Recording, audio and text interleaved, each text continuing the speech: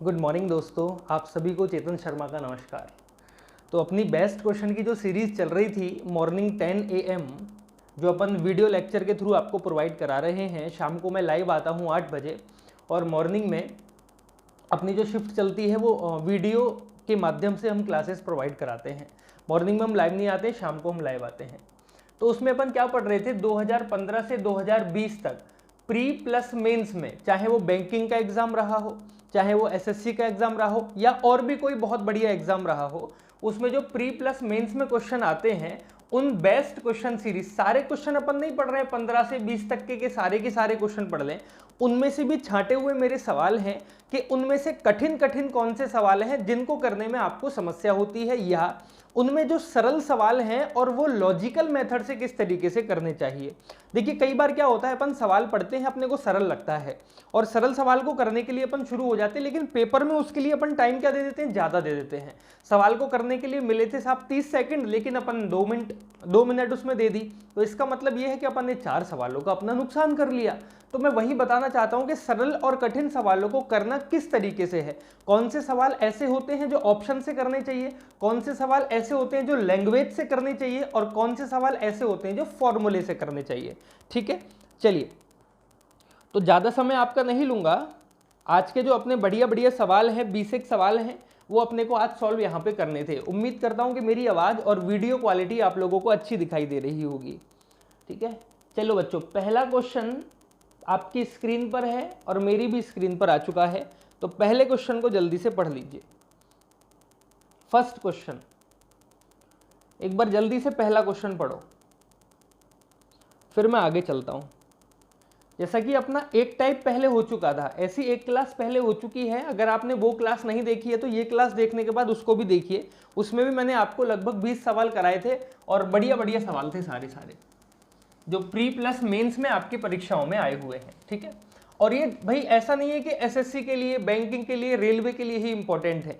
अच्छे सवाल किसी भी एग्जाम में पूछे जा सकते हैं। आपको पता है कि अब एग्जाम का जो लेवल होगा है वो इंक्रीज हो चुका है, तो कहीं के कहीं और कहीं के कहीं सवाल आते हैं। ठीक है, चलो सवाल आप लोगों ने पढ़ लिया होगा। कह रहा है कि दो संख्याओं को 33 से अलग अलग भाग देने पर शेष क्रमशः 21 और 28 प्राप्त होते हैं। दो संख्याएं हैं अलग अलग, अगर उन दोनों को 33 से डिवाइड किया जाए, 33 से भाग दिया जाए, तो एक शेषफल 21 बचता है और दूसरी संख्या का शेषफल 28 बचता है। यदि उन दोनों संख्याओं के योग को 33 से भाग दिया जाए, दोनों संख्याओं को जोड़ के अगर 33 से भाग दिया जाए तो शेषफल क्या होगा। अब देखो, आप लोगों के लिए सवाल पढ़ना और उसको समझना थोड़ा सा टिपिकल हो रहा होगा, क्योंकि नया सवाल है, नई भाषा है, कैसे करेंगे। अब मैं इसको देखो कैसे आसान बनाता हूं। अपन ने कहा, पहले तो मैं समझा देता हूं कि सवाल की भाषा आपको क्या समझाना चाहती है। वो कह रहा है एक संख्या है, अगर इस संख्या को आप 33 से डिवाइड कर रहे हो तो पहली संख्या आपको शेषफल कितना दे रही है, 21 शेषफल आपको दे रही है। और अगर दूसरी संख्या है कोई और उस दूसरी संख्या को भी 33 से भाग दिया जाए तो यहां पर रिमाइंडर कितना बचेगा, 28 बचेगा। कह रहा है इन दोनों संख्याओं के जोड़ को अगर 33 से भाग दूं तो कितना आंसर निकल के आएगा। अब यहाँ पे अपन ये जो भागफल होता है कोशेंट, इसको 1 2 3 मान के करते या ऑप्शन से टेक के करते, कितना आंसर आ रहा होगा। इससे अच्छा आप एक बात बताओ, अगर अपन इसको चुटकियों में कर ले तो कितना आसान रहेगा। इतना लंबा अपने को लिखने की आवश्यकता नहीं थी। अपन क्या करेंगे भाई, पहले शेषफल कितना बच रहा था, 21, प्लस दूसरा शेषफल कितना बच रहा था, 28, माइनस दोनों के जोड़ने के बाद शेषफल कितना बच रहा है। दोनों के जोड़ को, यदि दोनों संख्याओं के योग को 33 से भाग दिया जाए तो शेषफल कितना होगा। दोनों संख्याओं के योग को 33 से भाग दिया जाए तो शेषफल कितना होगा, माइनस में कितना कर लिया, 33। क्या कर लिया, रिमाइंडर नंबर फर्स्ट, पहला रिमाइंडर और दूसरा शेषफल आप दोनों को जोड़ दीजिए और उसमें से d माइनस कर दीजिए, डिवाइजर जो आपका है जिससे आप भाग दे रहे हो वो संख्या माइनस कर दो। तो देखो 8 और 1 9, 2 और 2 4, और इसमें से जब अपन माइनस करेंगे 9 में से 3 माइनस करोगे 6 और कितना आ जाएगा, 16। इसका मतलब शेषफल कितना बचेगा, 16 शेषफल बच रहा होगा। कौन सा ऑप्शन सही था आपका, फोर्थ ऑप्शन आपका बिल्कुल करेक्ट था। अब बताइए इस सवाल को करने में क्या समस्या हुई? कोई समस्या नहीं हुई। अपन क्या करते हैं, जब भी ऐसी भाषा का सवाल आएगा तो दोनों शेषफल को जोड़ दो और उसमें से जिस संख्या से आप भाग दे रहे हो उसको माइनस कर दीजिए। ठीक है, नेक्स्ट क्वेश्चन आप लोगों की स्क्रीन पर है, पढ़ लीजिए। नंबर सिस्टम के क्वेश्चन छाटे हैं 25 जो प्री और मेंस में आ चुके हैं। ठीक है, ये सवाल आपका आया था भाई 2016 में एसएससी सीजीएल टायर 1 मतलब प्री में आया हुआ क्वेश्चन है 2016 में। कह रहा है कि n को 4 से भाग देने पर 3 शेष बचता है। कोई संख्या है n, अगर उसको 4 से भाग दूं तो 3 शेष बचता है। यदि 2n को 4 से भाग देंगे तो क्या शेष बचेगा? यदि 2n को 4 से भाग देंगे तो क्या शेष बच रहा होगा? देखो इसको थोड़ा सा मैं आपको समझा देता हूं। उसने कहा कोई संख्या n है, अगर इस n को 4 से भाग दिया जाए तो शेषफल कितना बचता है? 3 शेषफल बचता है। आगे का सवाल मत पढ़ो, अभी थोड़ी देर के लिए यहीं रुक जाओ। भाई कोई संख्या n थी, अगर इस n को 4 से भाग मैंने दिया तो कितना शेषफल बचा रहा है? वो 3 शेषफल बचा रहा है। ठीक है, अब यहाँ पे आपने 4 का पहाड़ा पढ़ा होगा, 4 एकम 4, 4 दूनी 8, 4 तिया 12, इसमें से कोई संख्या माइनस की होगी तभी तो यहाँ ही होगी। मैंने मान लिया कि आपका जो कोशेंट था, जो भागफल था वो कितना था? 1 था। आप 2 मानो, 3 मानो, 4 मानो, 5 मानो, कोई फर्क नहीं पड़ता, कितना भी मान लो। तो 4 एकम 4 यही लिखते हो आप इस तरीके से। और अगर n में से 4 घटा दूं तो कितना आएगा? 3 आ रहा होगा, मतलब n की वैल्यू कितनी होगी? 7 हो जाएगी। वो संख्या अपन ने क्या बना ली? जिस संख्या के बारे में सवाल में बात कर रहा है वो 7 बना ली। तो अपने को पता चल गया कि यहाँ n बराबर कितना होगा? 7 होगा। ठीक है, अब कह रहा है कि 2n को 4 से भाग देने पर कितना शेषफल बचेगा? 2n को अगर n बराबर 7 है तो 2n बराबर कितना हो जाएगा? 14। और अगर 14 को किससे भाग दोगे भाई? 4 से भाग दोगे तो कितना आया? 4 3 12, कितना शेषफल बचेगा? 2 शेषफल आपका बच रहा होगा। ठीक है, कितना शेषफल बचेगा? 2 शेषफल। तो दूसरा ऑप्शन आपका क्या था? बिल्कुल करेक्ट था। ऐसे क्वेश्चन को करने के लिए थोड़ा सा लॉजिकल मेथड लगाना पड़ेगा, मानना पड़ेगा कि भागफल कितना है, जल्दी करना है क्योंकि अब डिटेल में नहीं जाना। 1 मान लो, 2 मान लो, 3 मान लो, हमेशा आंसर कितना निकल के आएगा? 2 आंसर आपका निकल के आ रहा होगा। चलिए बच्चे थर्ड क्वेश्चन पढ़ लीजिए। थर्ड क्वेश्चन थोड़ा सा अच्छा क्वेश्चन है, कॉन्सेप्चुअल क्वेश्चन है। लैंग्वेज जो है वो थोड़ी सी ट्रिपिकल दे रखी है। बेटा मेंस में आया था 2016 में। कह रहा है कि यदि किसी संख्या, आपको सवाल दिखाई दे रहा होगा, मैं रिपीट कर रहा हूं, यदि किसी संख्या x को किसी विभाजक से विभाजित किया जाए, कोई संख्या से भाग दिया जाए, तो विभाजक मतलब भाजक भागफल का 4 गुना और शेषफल का 2 गुना होता है। देखो वो कह रहा है जो भाजक है, भाजक क्या होता है बेटा? जिससे अपन भाग दे रहे हैं। भाजक बराबर दे रखा है किसके? भागफल के 4 गुना के। भागफल का जब 4 गुना कर दोगे तो भाजक निकल के आएगा, और शेषफल के 2 गुना के। और ये बराबर दे रखा है, अगर शेषफल का मैं कितना लिख दूं? 2 गुना को मैंने इस तरीके से लिख दिया, गुणा में 2। ठीक है, और क्या कह रहा है? यदि शेषफल 80 हो तो x का मान ज्ञात कीजिए। किसी संख्या को x से विभाजित किया जाए, मतलब वो संख्या निकालनी है जिससे आप भाग दे रहे हो, भाजक अपने को निकालना है। कह रहा है कि शेषफल कितना है? 80 है। अब भाई शेषफल अगर 80 है गुणा में 2, तो यहां से ये संख्या इसके भी बराबर होगी, तो आपका भाजक कितना हो जाएगा? भाजक कितना होगा? 8 दूनी 16, तो आपका भाजक कितना हो गया? 160 हो गया भाजक, क्योंकि शेषफल कितना दे रखा है? 80 दे रखा है, तो कितना हो गया आपका? 160। अब आपको पता है कि भागफल गुणा में 4 भी इसके बराबर है, तो 4 से अगर मैं इसको काट दूं, 4 दूनी 8, 20 दूनी 40, तो आपका भागफल कितना हो जाएगा? आपका भागफल हो जाएगा 40। होगा कि नहीं होगा भागफल 40? पूछ रहा था यदि किसी संख्या x को, वो संख्या निकालनी है, मतलब आपसे पूछ रहा है भाज्य। और ध्यान रखिएगा भाज्य निकालने का फॉर्मूला होता है भागफल गुणा में भाजक और प्लस में शेषफल। ये एक फॉर्मूला है क्या निकालने का, भाज्य निकालने का फॉर्मूला। ठीक है, देखो क्या क्या दे रखा है भाई आपको, भागफल दे रखा है 160 जो अपन ने निकाल लिया, गुणा में भाजक कितना निकाल लिया आपने, सॉरी भाजक निकाल लिया 160 और भागफल निकाल लिया 40, और प्लस में शेषफल कितना है 80 है। तो 16 चौक 64, 6400 प्लस में 80, तो जिस संख्या में भाग देना था वो कितनी निकल के आ गई, 6400 निकल के आ गई। कितनी निकल के आ गई, 6400 अपना आंसर निकल के आएगा। ये था अपना सवाल। मेरी बात समझ पाए क्या? इजी क्वेश्चन था, इतना हार्ड नहीं था, अपन ने कर लिया क्वेश्चन को जल्दी से। 6480 मतलब बेटा पहला ही ऑप्शन आपका क्या था, बिल्कुल करेक्ट था। मेरी बात समझे? एक बार वापस से रिपीट कर लो क्वेश्चन को, फिर अपन आगे चलते हैं। ठीक है, चलिए नेक्स्ट क्वेश्चन आपकी स्क्रीन पर है, पढ़ डालो।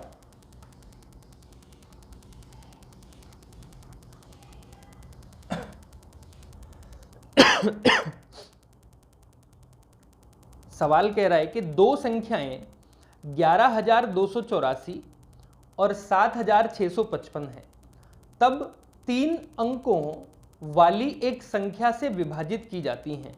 कोई 3 अंकों वाली संख्या से इन दोनों को भाग दिया जाता है तो एक समान शेषफल छोड़ती हैं। तदनुसार उस 3 अंकों वाली संख्या के अंकों का योगफल कितना होगा। मतलब कोई 3 अंकों की संख्या है, उस 3 अंकों की संख्या से 11,284 और 7,655 को जब भाग दिया तो दोनों जगह शेषफल आपका क्या बच के आया, बराबर बराबर शेषफल बच के आया। तो पूछ रहा है कि वो संख्या बताओ कितनी होगी और उस संख्या के अंकों का योग कितना होगा। तो पहले उस संख्या को निकालना पड़ेगा, तभी तो अपन अंकों का योग निकाल पाएंगे।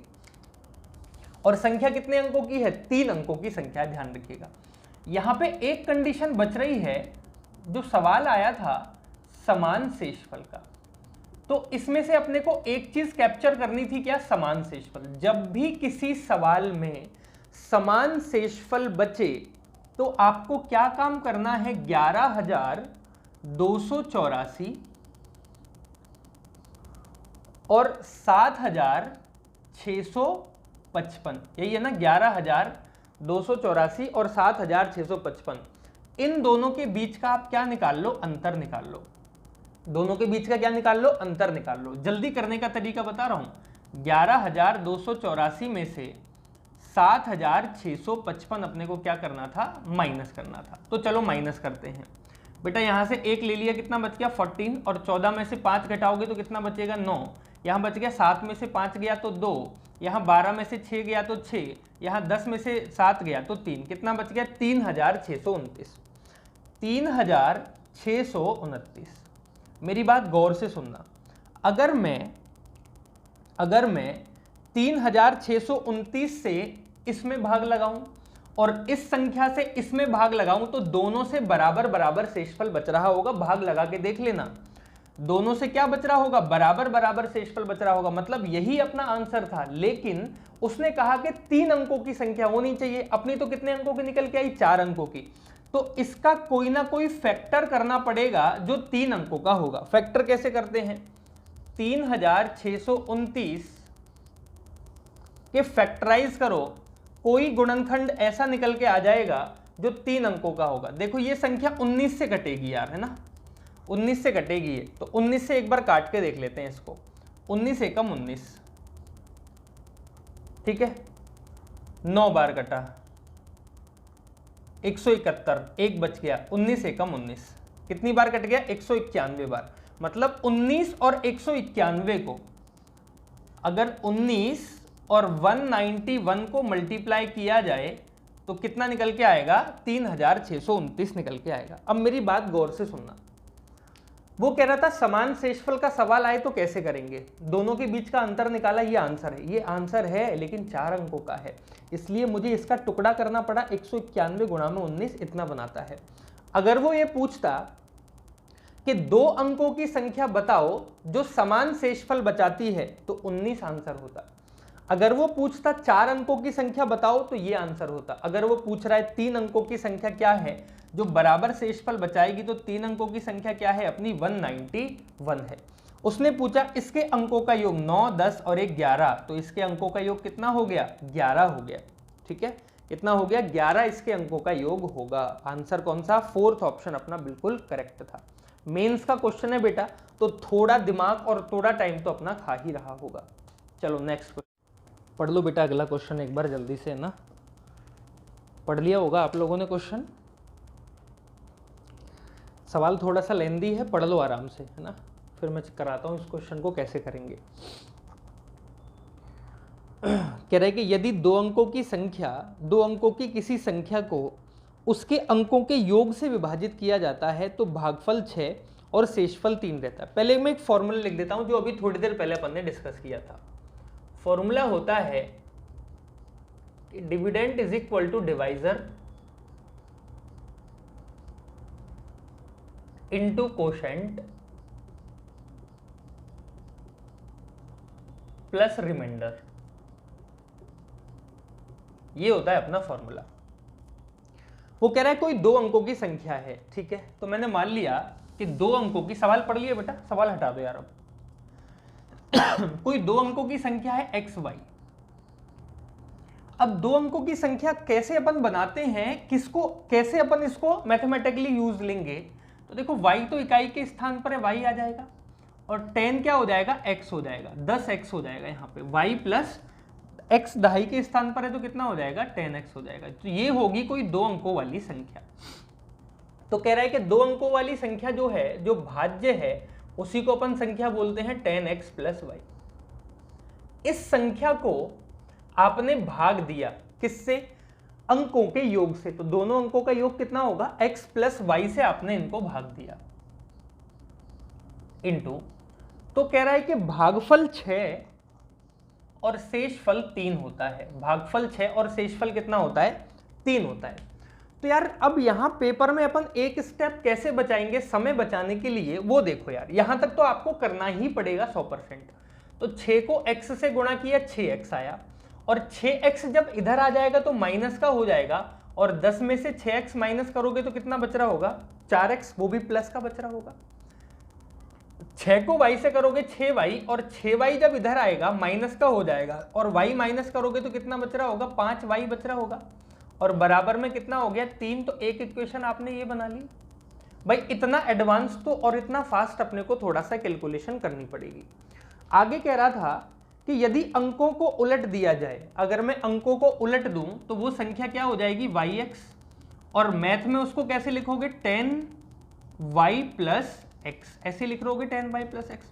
तो अब आपका जो भाज्य था वो कितना हो गया 10y प्लस x हो गया, 10y प्लस x, और इसको आप भाग दे रहे हो किससे, अंकों के योग से।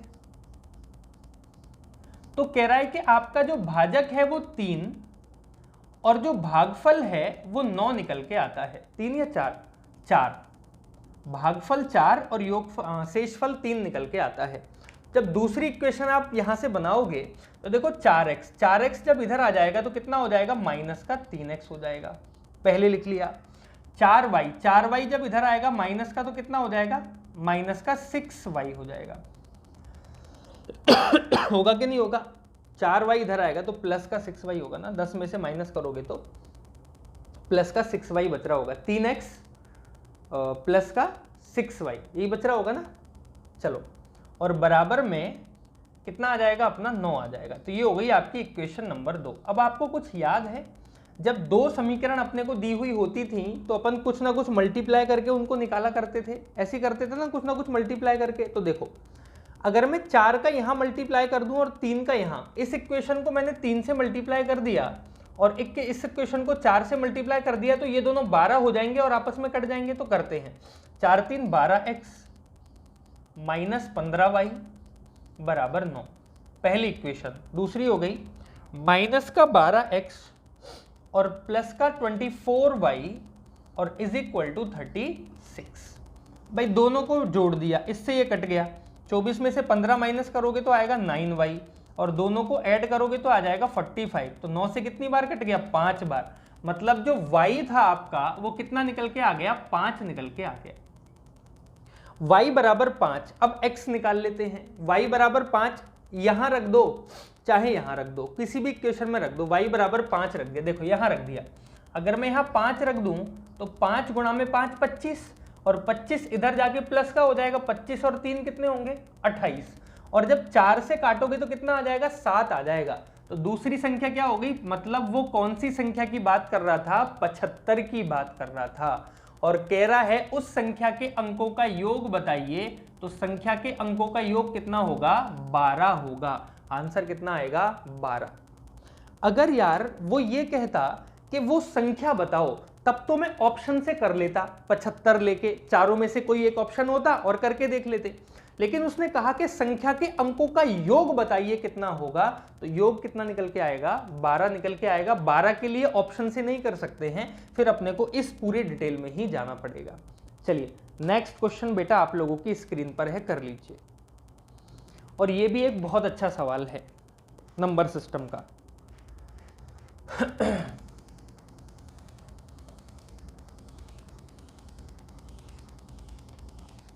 ये भी एक अच्छा सवाल है, इसका भी कोई तोड़ नहीं भाई, बहुत बढ़िया सवाल है, लेकिन प्री में आया है 2017 में। मैंने कहा था कि 2015 से और 20 तक के केवल अपन उन सवालों को पढ़ेंगे जिन सवालों में आपको सबसे ज्यादा समस्या होती है। कह रहा है कि 700 से और 950, 700 से लेके और 950 के बीच में कितनी संख्याएं हैं जो 3 और 7 से विभाजित नहीं होती। यही कह रहा है ना, जो ना तो 3 से कटते हैं, 3 से ना ही 7 से विभाजित हो, ना तो 3 से कटे ना 7 से विभाजित हो। तो मुझे सबसे पहले तो ये बताओ कि 700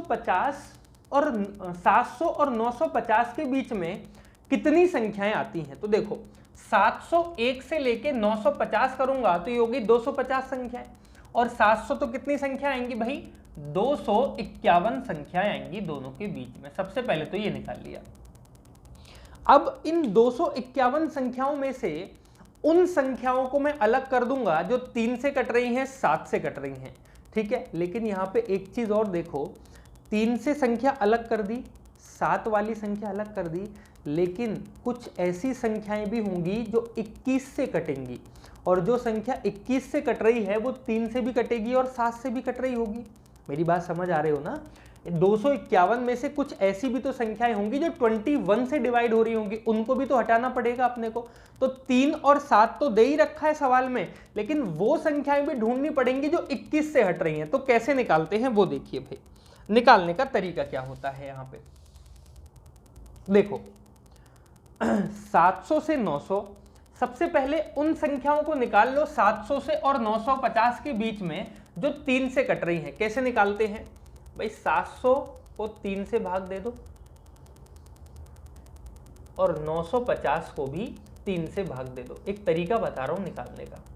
3 से जब इसको काटोगे तो 3 दूनी 6 बचा, कितना बचा, 3 दूनी 6, कितना बच गया, 1 बच गया, 3 तिया 9, 1 बच गया, 3 तिया 9, लगभग 233 आया। 3 से इसको भी उड़ा दो, कितनी बार कट गया, 3 तिया 9, 3 एकम 3, 2 बच गया, ठीक है, 3 छिंग 18, 316। इन दोनों को माइनस कर दीजिए। 316 में से मैंने क्या कर दिया, 233 माइनस कर दिया, तो यहां बच गया 3 बचेगा, यहां बच गया 8, तो 83। 83 संख्याएं ऐसी हैं 700 से और 950 के बीच में जो 3 से कट रही होंगी, 83 संख्याएं। अब मैं पता कर लेता हूं कि 7 से कितनी संख्याएं कटती हैं। तो मैंने 7 से भाग दे दिया, तो 100 संख्याएं यहां निकल के आ गई, 1 से 700 तक। अब 950 तक निकाल लेता हूं, 1 से और 950 तक कितनी संख्याएं जो 7 से कट रही हैं, तो निकल के आ गया भाई 7 एकम 7, बच गया कितना 7, हाँ एक बार जाएगा, 2 बच गया, और तो आ गया 7 3 21, कितना बच गया, 4 बच गया, तो आ गया 7 पंजे 35, 135। 135 में से घटाओगे तो कितना आएगा, 35 आ रहा होगा। तो 35 संख्याएं ऐसी हैं जो 35 संख्याएं ऐसी हैं कौन सी जो 7 से कटेंगी 700 और 950 के बीच में। अब यार 21 का और पता करना है, तो 21 वाली संख्याएं डायरेक्ट दे दो ना यार, 700 भाग 21 काट लो, 21 3 63, 21 3 63, कितना बच गया 7 बच गया, फिर से 21 3 63 आ रहा होगा, 21 3 63, 21 3 63, 33 बार। ऐसे ही 950 को भी किससे भाग दे दिया बेटा, 33 से भाग दे दिया।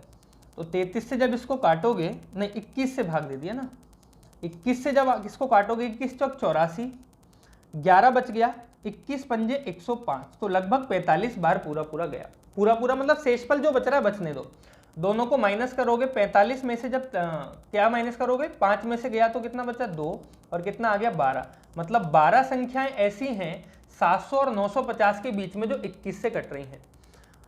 अब यार एक बात बताओ, 83 और 35 कितनी संख्याएं ऐसी हैं जो 3 और 7 से कट रही हैं, 5 और 3 8, 8 और 3 11, 118 संख्याएं ऐसी हैं जो 7 से भी कट रही हैं और 3 से भी कट रही हैं। अब इन 7 और 3 में वो भी शामिल होंगी जो 12 से कट रही होंगी, तो यहां से क्या करना पड़ेगा, मुझे 12 माइनस करना पड़ेगा क्योंकि दोनों में कॉमन है। तो कितनी संख्या बच गई 106, मतलब 106 संख्याएं ऐसी हैं 700 से लेके 950 के बीच में जो 7 से और 3 से कटती हैं। बेटा टोटल संख्याएं कितनी थी 251, उसमें से 106 संख्याएं ऐसी हैं जो कट रही हैं, तो कितनी बच गई 145 संख्याएं बच गई जो ना तो 7 से कटेंगी और ना ही 3 से कटेंगी। सवाल को करने का केवल और केवल एक ही तरीका था और वो तरीका है ये। बात मेरी समझ पाए, क्या तरीका है वो, ये एक तरीका है पूरा पूरा। जल्दी से नोट कर लो, और अगर समझ नहीं आया तो एक बार वीडियो को बैक करो जहां से सवाल मैंने शुरू किया था और दोबारा से इसको करके देखिए। चलिए बाकी बच्चे जिनको समझ आ गया वो आगे वाले सवाल की तरफ बढ़ जाइए। भाई अगला सवाल डाल दो यार।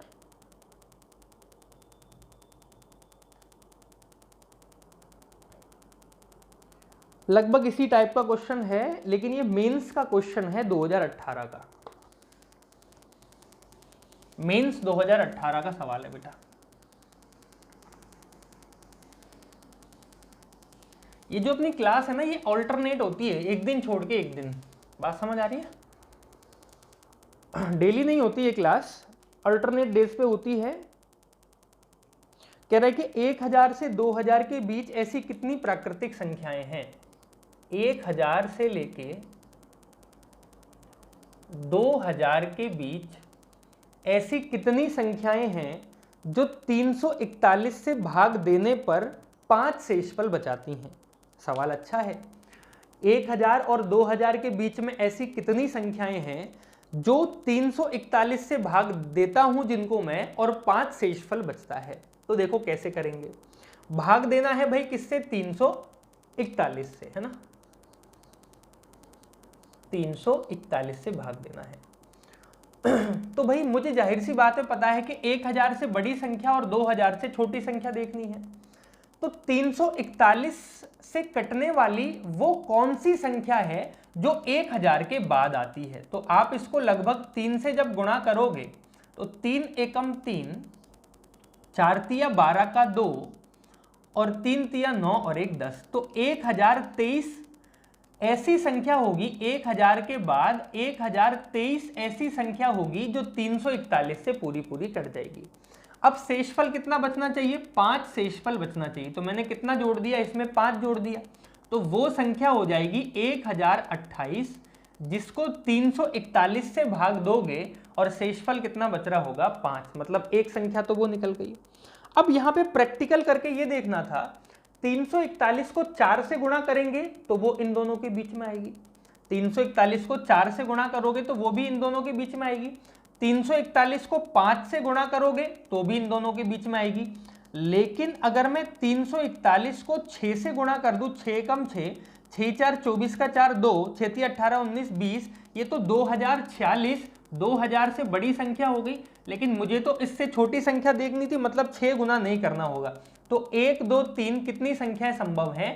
केवल 3 संख्याएं ऐसी संभव होंगी जो 341 से भाग देने पर 5 शेषफल बचा रही होंगी। ये भी करके नहीं देखना था, ये तो मैंने समझाया है आपको। आप देखते 341 का 3 गुना कर रहा हूं 1000 से ऊपर जा रहा है, और 6 गुना कर रहा हूं तो 2000 से ऊपर जा रहा है। मतलब कितनी संख्याएं बच गई? 3 संख्याएं, जिनको 3 गुना 4 गुना और 5 गुना करके आंसर अपने को निकालना था। Simple question. बताओ, मेंस का क्वेश्चन था, 1 मिनट मिली सवाल को करने के लिए, लेकिन 15 सेकंड में अपन इसको उड़ा जाते। उड़ाते कि नहीं उड़ाते? चलो अब अगला सवाल उड़ाओ। ये तो प्री का ही है और 2019 का सवाल है।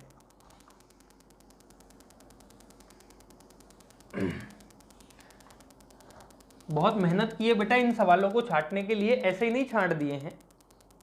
और छांटे भी कैसे हैं कि जो पेपर आपके हैं उनमें से नंबर सिस्टम के एक टाइप के, अब ये भाग वाले सवाल चल रहे हैं तो भाग वाले सवाल एक तरफ रखे। जैसे इससे पहले जो मैंने परसों क्लास ली थी उसमें क्या कराए थे? उसमें सवाल कराए थे जो कौन से होंगे, जो संख्याओं पर आधारित सवाल थे। कल फिर से अपन कुछ नया लेके आएंगे। वो कह रहा है, सवाल देख पढ़ लिया, डाल दिए सवाल। चलो पढ़ो बेटा सवाल। यदि 8 अंकों की संख्या ये है, इसको 88 से भाग दें तो 4x + 3 का मान कितना होगा? देखो वो कह रहा है 2074 x4 20 74 x4y2 x4y2। इसको जब 88 से भाग देते हैं तो ये पूरा पूरा कट जाता है। तो पूछ रहा है बताइए 4x + 3y कितना होगा? 4x + 3y। अब यहाँ सवाल को देख के एक चीज मुझे ये पता लगी कि x और y का मान यहाँ पर निकालना था x और y का मान। चलो, अगर कोई संख्या 88 से कट रही है तो इसका मतलब वो संख्या 11 से भी कट रही होगी और वो संख्या 8 से भी कट रही होगी। वो संख्या 11 से भी कट रही होगी और वो संख्या 8 से भी कट रही होगी, तभी तो वो संख्या किससे कटेगी? 88 से कटेगी।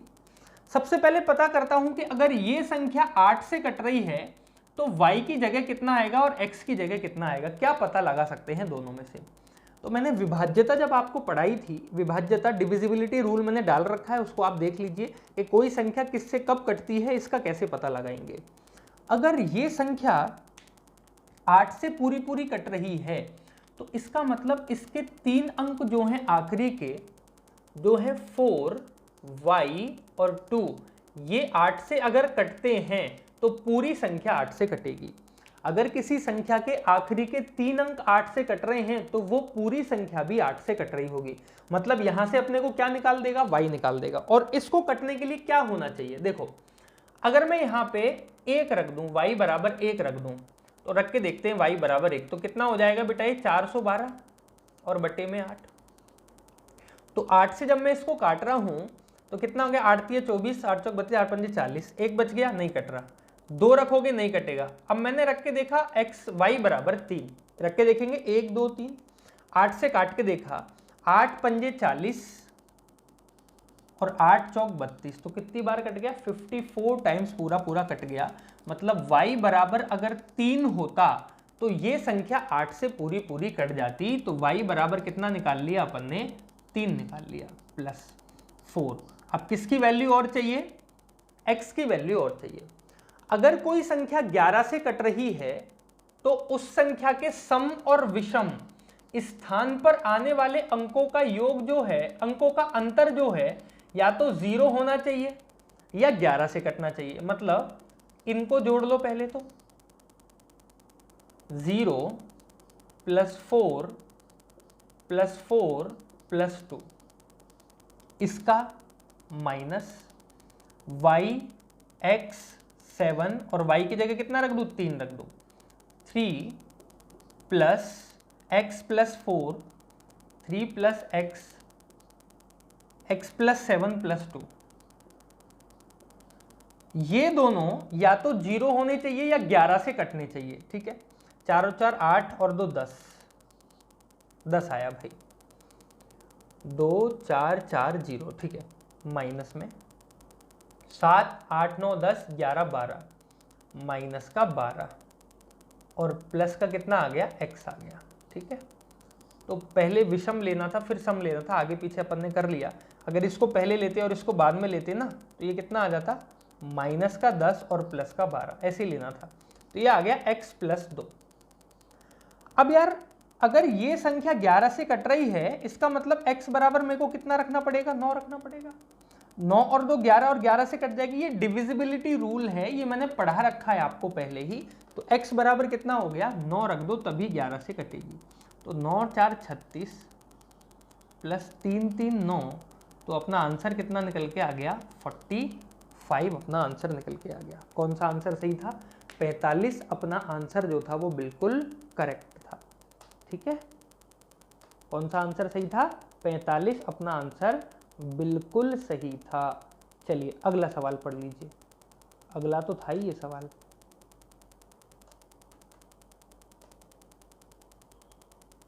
ठीक है, चलो यार, तो आज की क्लास को अपन इतना ही रखते हैं। काफ़ी सारे अच्छे सवाल पढ़ लिए, बाकी भी सवाल हैं मेरे पास।